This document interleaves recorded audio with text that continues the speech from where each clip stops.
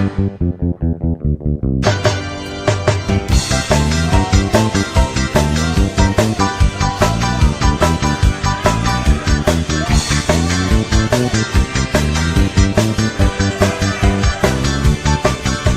não sei se é verdade ou mentira. Você está aqui na igreja do Pastor B.O. Well. Eita, esta é uma igreja que não tem demônio nem capeta, porque aqui não tem crente de fé, chambureta. Babilônia. E hoje, isso está virando um livro, porque é o primeiro programa do Pastor B.O. ao vivo. E não fique aí de costa, porque você pode fazer a sua pergunta que terá a sua resposta, porque você está na TV do Coronel Costa. Vou pedir para que nenhuma ovelha fique com ira, porque o Pastor B.O. está aqui fazendo o seu programa ao vivo na TV Caipira. Unta, não se envergonhe, meu amigo, e faça a sua pergunta no decorrer do programa. Hoje o Pastor B.O., gente, quer falar sobre a exegese do Gênesis. Algumas coisas já falaram para vocês a respeito do Gênesis, o livro do Gênesis, o livro do princípio, o livro que conta a história do universo, a história da criação da Terra, a história da criação da vida na Terra e toda essa história da qual você faz parte. Mas algumas coisas já falaram para você a respeito deste livro, que é o que o Pastor B.O. quer falar aqui hoje. Ouviste o que foi dito pela antiga tradição, e eu vou dizer que nem tudo que foi dito por eles é verdade, não. Meu amigo, você já ouviu dizer que o livro do Gênesis tem a proposta de ser uma história só, uma história única, com um só propósito, contar a história do mundo. Mas eu quero dizer para você que quem disse isso parece mais um vagabundo do que um leitor. Muito bem, a história do Gênesis ela pode ser dividida em duas histórias ali no momento em que se trata da criação. Do Gênesis capítulo 1, aonde disse, Bereshit Elohim, criou os céus e a terra, você pode pegar ali, inicia-se uma história até o verso 3 do capítulo 2, Você pode considerar como uma história única, Mas do capítulo 2 até ali, depois do capítulo 3, você pode considerar como uma segunda história. E como isso, Pastor B.O.? É só ler com atenção que você vai ver que o livro do Gênesis é muito preciso em dizer que era uma só história, pois ele diz: no princípio Deus criou os céus e a terra era sem forma e vazia, e havia trevas sobre a face do abismo. Isso o escritor quis deixar claro, que no princípio muito distante, foi criado tudo, tudo. E dá assim a ideia de que as coisas ficaram por um tempo paradas aqui na Terra, ou seja, criou o universo, criou os outros planetas e a Terra ficou por um tempo criado sem vida, sem nada, um planeta aí no escuro, um bloco, posso dizer assim, de asteroide jogado no espaço, sem vida, sem organização. Mas nós continuamos na leitura e vemos que é dito que disse Deus, haja luz e houve luz. É óbvio que para criar qualquer coisa aqui neste planeta que estava no escuro, segundo a própria Bíblia diz, que a Terra era um abismo, e o Espírito de Deus pairava por sobre as águas, ou seja, tinha água misturado com terra, matéria, mas nenhuma formação, nenhuma organização para haver vida. E sendo assim, Deus decidiu criar vida aqui na Terra. E óbvio, para criar vida, a primeira coisa que ele teve que criar neste mundo foi a luz. Mas aí nós temos um grande problema, porque lá ele cria no começo a luz, mas lá no verso 4 disse que ele criou o sol no quarto dia. Isso parece, na verdade não parece, é uma contradição. Como explicar isso, Pastor B.O.? Aqui no começo está dizendo que ele criou a luz para dar início à vida. Lembrando que, no princípio, ele cria tudo. Dá a ideia de que tudo foi criado e houve um intervalo para criar vida aqui na Terra que nós não sabemos quanto tempo, quem sabe milhões de anos. e um dia ele decidiu criar vida aqui na Terra. Só que quando ele decide criar vida aqui na Terra, a primeira coisa que ele faz é a luz. Mas na sequência cronológica da criação, ele disse que criou o sol no quarto dia. Como entender isso, pastor B.O.? Pode aí despertando a sua curiosidade, pode aí ficando curioso, e é neste nível, é mais ou menos nessa sequência que o pastor B.O. pede para que você faça a sua pergunta hoje. Continuando na cronologia do que começamos a falar, vamos dizer que, ou continuar dizendo, né, que o Gênesis não é somente uma única história quando se trata da criação. O Gênesis se divide em duas histórias contadas. A primeira história, do Gênesis capítulo 1, verso 1, até o Gênesis capítulo 2, o verso 3. Depois do verso 3, inicia-se outra história. E como fazer para saber disso, pastor B.O.? É só ler direito, é só ler direito. E vocês vão ver que Deus termina a sua criação ali no capítulo 1, pois no verso 27 ele disse: façamos o homem a nossa imagem e a nossa semelhança. E diz a Bíblia que ele criou macho e fêmea do pó da terra.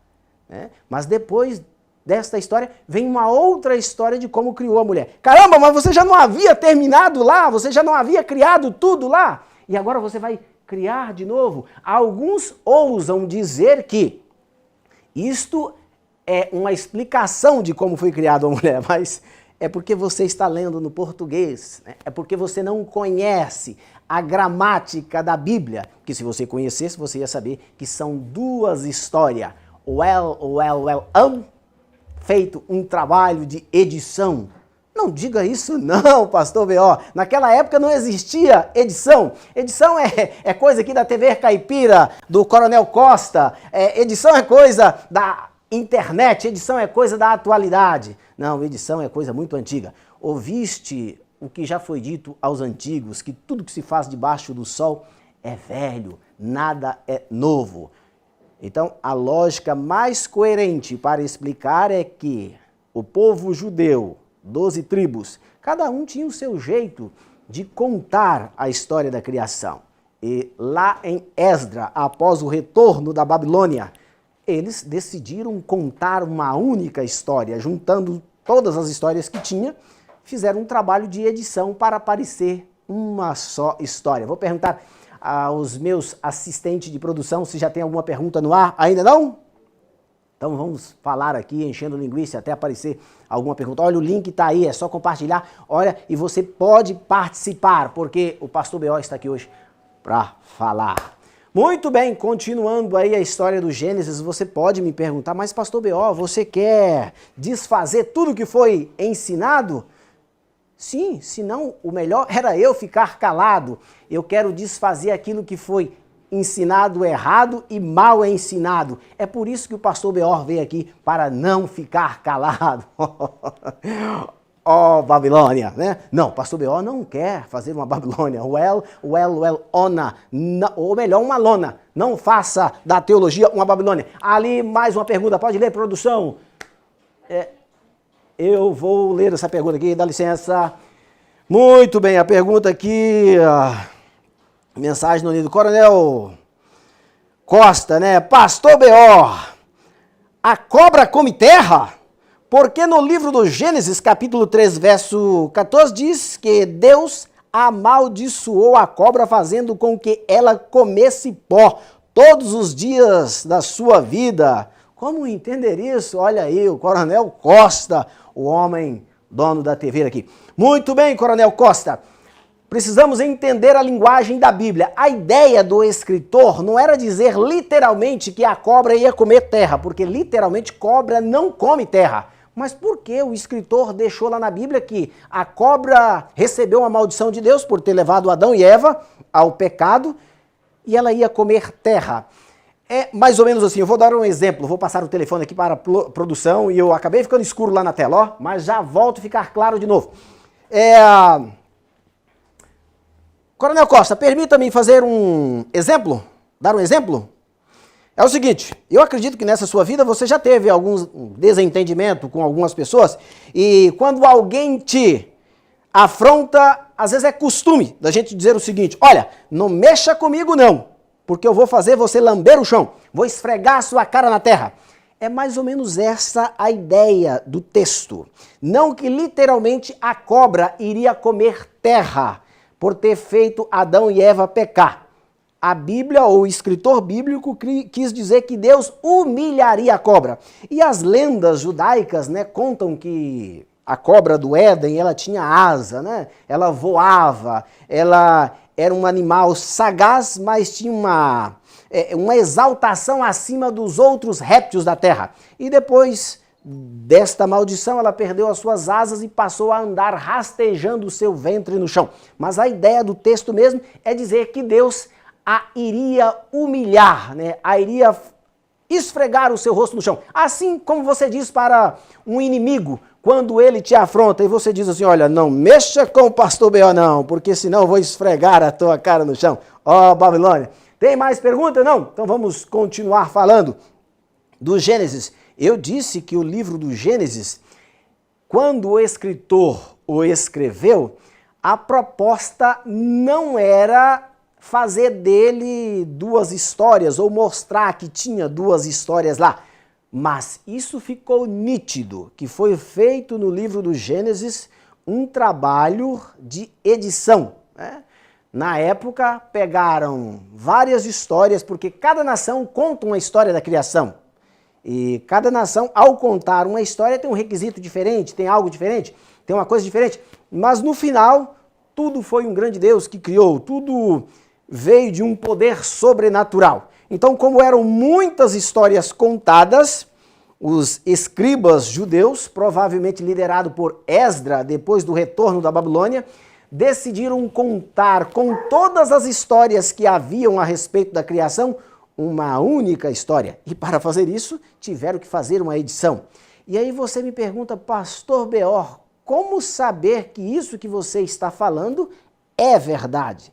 É só ler o livro do Gênesis com sinceridade que você vai perceber que ali tem algumas contradições. E a única maneira de corrigir essas contradições é fazendo aquilo que nós chamamos de exegese bíblica. E o que é uma exegese bíblica? Luíra, vou pedir para que nenhuma ovelha fique com ira, porque o pastor B.O. está aqui com o seu programa Na Mira da Mentira. Não vire as costas, porque você está aqui na TV do Coronel Costa. Babilônia. Continuando, nós vamos dizer que exegese, falando de uma forma bem simples para que todos entendam, exegese é o mesmo que pegar o bonde da leitura, viajar através da história, ir até o momento em que o escritor escreveu o texto. E ali você vai entender o contexto, como é que eles pensavam naquela época. Como é que eles viviam naquela época. Descobrindo como é que eles pensavam, descobrindo como é que eles viviam, você vai ter um contexto do que ele realmente quis dizer quando ele escreveu o texto. E isso nós chamamos de exegese bíblica. Fácil, simples. É só pegar o bonde da leitura, viajar através da história e entender o texto. Produção, mais alguma pergunta? Vamos lá, olha aqui de quem é essa pergunta. Existe relação do que está na Bíblia com os rituais pagãos da época? Olha só. Coronel, você quer me deixar em apuro aqui, coronel? Coronel, posso dizer com toda a sinceridade, porque eu vou falar somente a verdade. Pastor B.O., ele só fala a verdade. Muita relação, coronel. E eu quero até contar um fato interessante. Muitas pessoas, o pessoal está pedindo para que eu fique centralizado aqui, para que eu não fuja da câmera, né? Para que eu não fuja do foco, não saia do foco, não saia de cena. Ena. Coronel, muitas pessoas, elas pensam que o povo judeu, as 12 tribos, né, era um povo, ou sempre foi um povo monoteístas. E eles nunca foram, em sua origem, um povo monoteísta, tá? E eu quero até fazer uma live aqui um dia para falar sobre isso.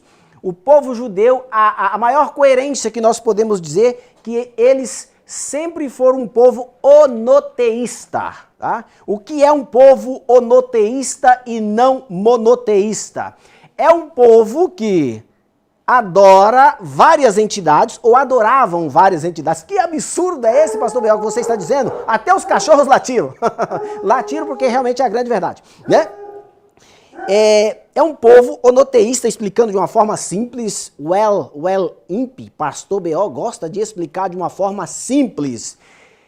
O que é um onoteísta? Um onoteísta é o indivíduo que adora várias entidades, explicando de uma forma bem simples, mas acredita que existe uma entidade superior. E quando pode, ele vai lá e adora ela, entendeu? Mais ou menos assim era o povo hebreu. O povo hebreu, cada um tinha as suas maneiras de adorar os seus deuses, os seus cultos, mas sempre houve uma guerra entre o povo hebreu, posso dizer assim, uma guerra civil religiosa, para que todos eles adorassem uma entidade só, que na época era conhecido como a entidade da guerra, o Yahvé, né, ou Yehevé, né, que mais tarde foi chamado de Elohim, né, foi chamado hoje pelo cristianismo de Deus, o Deus cristão, que vem lá das tribos judaicas. Então, o povo judeu, sim, era muito envolvido, respondendo a sua pergunta, naquilo que nós hoje chamamos de paganismo. O que aconteceu? O que aconteceu é que quando Esdras vem com os judeus, e não vieram todas as tribos, veio somente a tribo de Judá, elas foram completamente destruídas pelo reino da Babilônia, tá? Aí eles unificaram aquele conjunto de crenças que eles tinham em uma só crença, em uma só adoração, em uma só entidade. Respondendo a sua pergunta, tem toda a relação, sim. É só ler a Bíblia com muita atenção que vocês vão encontrar na Bíblia um caso chamado o caso de Jefté. A Bíblia diz que Jefté foi para uma guerra e chegando lá na guerra ele viu grandes inimigos, né? E ele então, no desespero, fez um voto a Yahvé. E que voto que ele fez a Yahvé? Ele diz, olha Yahvé, quando eu for à guerra, e se tu me ajudares a vencer todos os meus inimigos, quando eu voltar para casa eu vou oferecer em sacrifício a primeira pessoa que sair ao meu encontro. E a história, a Bíblia, diz que Yahvé sempre foi contra o sacrifício humano. Mas como que Jefté, um adorador de Yahvé, poderia oferecer alguém em sacrifício? Exatamente, porque Jefté não era monoteísta, era um onoteísta. Porque é difícil descobrir que essas pessoas eram onoteístas e não monoteístas. Porque a história foi contada após o retorno da Babilônia como se eles fossem todos monoteístas, mas estudo sério indica que não. E terminando a história, diz que quando Jefté foi à guerra, ele bateu espada, matou todo mundo. E quando ele chegou em casa, por incrível que pareça, quem lhe saiu ao seu encontro foi a sua única filha. E aí diz a Bíblia que ele chorou, que ele se lamentou, mas ele havia prometido. E infelizmente, de acordo com os estudos históricos, Jefté sacrificou a sua filha. Foi certo o que ele fez? Não, foi errado. Ninguém deve sacrificar nenhum ser humano, mas era o que eles faziam na época. Concluindo a sua resposta, sim, muito do que está na Bíblia tem relação com o que nós chamamos hoje de paganismo. Voltando à ordem lá cronológica da história do Gênesis que eu estava contando, até me perdi aqui, mas vou tentar voltar. E a pergunta que você pode estar fazendo ao pastor B.O. neste momento é o seguinte: pastor B.O., eu sempre fui ensinado que Moisés foi o escritor do livro do Gênesis. Você foi ensinado sim pela tradição. Ouviste o que foi dito pela tradição. Eu, porém, vos digo que não é verdade, não. Oh, Babilônia. Tá? Não tem como Moisés ter sido o escritor do Gênesis. Eu quero fazer uma live aqui só sobre isso, mas hoje eu vou dar só uma pincelada. Olha bem, vá ler o livro do Gênesis. O livro do Gênesis, todas as vezes que fala que Deus falou com Moisés, está sempre na terceira pessoa. E disse o Senhor a Moisés. O próprio escritor está dizendo que Deus disse para Moisés. É só você ler o texto com atenção. Então, se fosse Moisés mesmo escrevendo, como diz a tradição, que foi ele que escreveu, ele teria dito assim, ó, e me disse o Senhor. Muito bem, Moisés era gago. Muito bem, existem contradições a respeito disso. A Bíblia diz que ele era, sim, algo que nós podemos chamar hoje de gago. Na verdade, ele tinha dificuldades para falar, mas ao mesmo tempo a Bíblia diz que ele se expressava muito bem. Como entender essas coisas? A Bíblia não foi escrita por uma só pessoa. Por isso que eu digo, existe um trabalho de edição. Uns acreditavam de um jeito, outros acreditavam de outro, uns diziam uma coisa, outros diziam outro. Na hora de juntar esses textos, deu isso que nós chamamos hoje de contradição, que não era nenhum problema para eles naquela época. Mas para nós hoje, sim, será um problema se nós não fizermos uma pesquisa correta, se nós não formos atrás, se nós não pesquisarmos. Respondendo à pergunta, sim, a Bíblia disse que Moisés era de língua torpe, né? Ou seja, um camarada que falava, tinha dificuldades para falar, né? Tinha dificuldades. O texto não diz que era gagueira, né? Ou que ele era gago, mas diz que ele tinha dificuldade para falar. E no desenrolar da história, diz que ele se tornou muito habilidoso com as palavras. A Bíblia até diz que ele era um homem muito manso, mas nós encontramos várias vezes na Bíblia, a Bíblia dizendo que ele se estressou um bocado com o povo. Mas até eu, o pastor Beor, com toda a paciência de Jó que tem, também me estressaria, tá? Uma coisa interessante que qualquer dia eu quero falar em uma live aqui, que Moisés foi um tremendo de um mentiroso. Moisés mentiu para Faraó, e isso está na Bíblia, mas não é assunto para hoje. Continuando a nossa sequência do livro do Gênesis, você, volto a repetir mais uma vez, pode estar perguntando, pastor Beol, o que você quer com essa sua ideia de dizer que não foi Moisés que escreveu o Gênesis, de dizer que na história da criação não é uma única história, tem duas histórias. Primeiro eu vou explicar. Não é uma única criação, não é uma única história, porque do Gênesis 1 até o Gênesis verso 27, ali você vê que Deus termina a criação dele. Você vê que Deus cria tanto o homem quanto a mulher do pó da terra. Depois disso você vê que Deus cria uma mulher da costela do homem. Mas caramba, você já não tinha criado lá, vai criar de novo aqui? Não, pastor Beol, mas é porque você leu errado. Aí está explicando como criou a mulher. Então, para dizer que eu estou lendo errado, você tem que contradizer o que está lá no verso anterior, que diz que formou o Senhor Deus o homem do pó da terra, macho e fêmea os criou. Então, uma das formas mais coerentes de entender isso é que são, sim, duas histórias da criação. E, começando ali depois do verso 3 do capítulo 2, você percebe que a terra era um deserto, como mostra aquele filme lá que está na Netflix, né? Noah, né? O grande filme, eu gostei, uma super produção. Esse filme conta mais ou menos desse jeito. A terra era um deserto. Mas como ela era um deserto, se lá no Gênesis 1 Deus dá início à vida e cria tudo. A maneira mais coerente de entender isso é entender que eram duas histórias e o escriba Esdra, juntamente com os escritores da época, juntaram, uniram em uma única história, contando como se fosse uma história só. Não faça da leitura da Bíblia uma Babilônia. Muito bem, parece que vem mais perguntas no ar. Aê, ou eu estou enganado, produção? Está vindo?